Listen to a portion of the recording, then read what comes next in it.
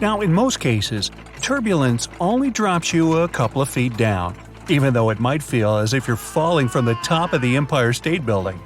Yeah, you better buckle up. If the turbulence is strong enough for pilots to ask flight attendants to sit down, the plane can go 10 to 20 feet down. The most extreme white-knuckle turbulence is super rare, but it can make the plane drop 100 feet down. Ride 'em, cowboy! Yeehaw! The average cruising altitude of most commercial airplanes is only 7% of the distance to space. Airplanes can trigger lightning, really. When an aircraft is flying through a cloud, the friction creates static electricity. It can cause a bolt of lightning. Luckily, it's not dangerous for modern planes. On average, lightning strikes every commercial jet at least once a year. Shocking. On airplanes, the captain sits in the left seat and the co-pilot in the right. The reasons for that are historical. One theory goes like this. The first European air forces were recruited from cavalry officers. They used to wear swords on their left side and mount horses from the left. This way they avoided getting their feet tangled. That's why later it was more familiar for them to board the plane from the left, hopefully not while still mounted on their horses. Another theory involves trains. The first international air route connected London and Paris, and while performing this flight, pilots navigated by following the railroad. History has it that once, when the weather was especially bad, two planes collided because both of them were flying over the tracks. After that, it was agreed each aircraft would fly to one side of the railroad track, on the right, and the pilot had to sit on the left side closer to the oncoming airplane. It helped them to estimate the needed clearance. Alright, so who'd want to sit in the left seat if that's where the biggest danger is? It doesn't say. By the way, these days, both seats have full control of the plane, and there are no regulations that would specify which seat the captain and the co-pilot should occupy. Maybe it's just rock, paper, scissors. As for helicopter pilots in command, they usually, but not always, sit on the right. Copters are more unstable than airplanes. That's why pilots prefer not to let go of the control stick. This stick controls the helicopter's direction and altitude. The control stick sits between the pilot's knees, and they use their right hand to hold onto it. The pilot's left hand moves the lever that changes the blade's pitch and presses other buttons on the central console. The fastest commercial airplane ever produced, the Concorde, could fly at almost twice the speed of sound. It held the record for the fastest transatlantic flight. It took the speedy jet 3 hours to get from New York's JFK to London's Heathrow.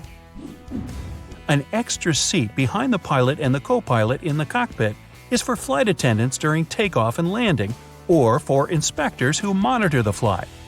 This seat is also called a jump seat because when you get up from it, it folds up right away. Or in case of trouble, you can jump out first. Not really. Modern planes have a special system that detects other aircraft, mountains, and different solid objects in their path. 10 miles away from another plane, and a voice starts to chant, "Traffic, traffic." 5 miles closer, and the same voice begins to give the pilot's directions. "Turn right, turn right." And after the pilots drink a lot of coffee, it chants, "Bathroom, bathroom." Nah, I made that one up. Airplanes can safely operate with one engine, even during takeoff and landing. Both engines failing at the same time is almost unheard of. But even then, a plane wouldn't drop from the sky like a rock. Pilots would still have at least 20 minutes to find a suitable place to land. Voyager was the first plane to fly around the world without refueling or stopping. It happened in 1986. The flight continued for 9 days, 3 minutes, and 44 seconds. Bathroom, bathroom. The average cruising altitude is 35,000 feet. But if our planet was as big as a globe, planes would fly just 1/10 of an inch off its surface. Just imagine the legroom. Boeing 747 consists of more than 6 million parts, assembly required. Each of its engines weighs almost 9,000 pounds, 2.5 times as heavy as the average car. Each one costs around $8 to $10 million. Planes can land even if their wheels are broken or the landing gear is stuck. Then the pilots just skid the plane's belly down the tarmac.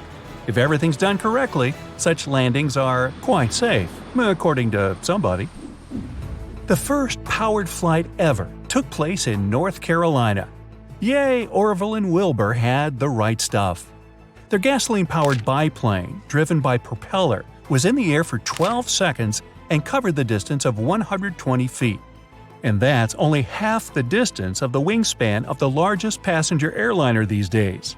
The Airbus A380 has wings that spread for more than 260 feet. A hard landing that makes your face turn white isn't necessarily the sign of an inexperienced pilot. In some conditions, a gentle touchdown is dangerous. For example, when the runway is wet, a plane has to touch down firmly. This way, it breaks the water surface and avoids hydroplaning. A hard touchdown is also necessary when the runway is too short. It improves the plane's braking capability. Mercury isn't allowed on planes. Even a tiny amount of this liquid metal can damage the aluminum aircraft bodies are made of. Mercury eagerly combines with aluminum. Then it harms the protective layer that prevents the metal from corrosion. By the way, Venus and Mars are prohibited too. The verdict is still out on Uranus. The co-pilot is as experienced and capable of flying a plane as the captain.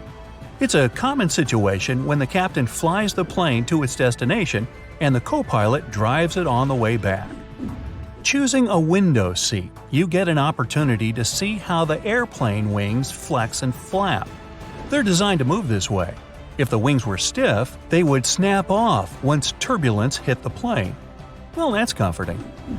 Before takeoff and landing, flight attendants usually flip a small switch on the bathroom door. This prevents it from flying open when it's not supposed to. Good thing. With the same ease, a flight attendant can open the door when someone is inside. At night, pilots can't see other airplanes clearly and have to rely on electronics. To make it less confusing, every aircraft has a green light on its right wing and a red light on the left one. It helps other pilots to figure out which direction the plane's facing and where it's going, and if you're going to hit it. Airplane constructors make the cabin look more spacious by painting it white.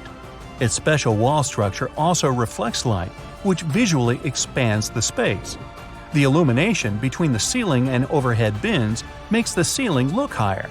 All this helps people with claustrophobia to deal with being in an enclosed space for hours.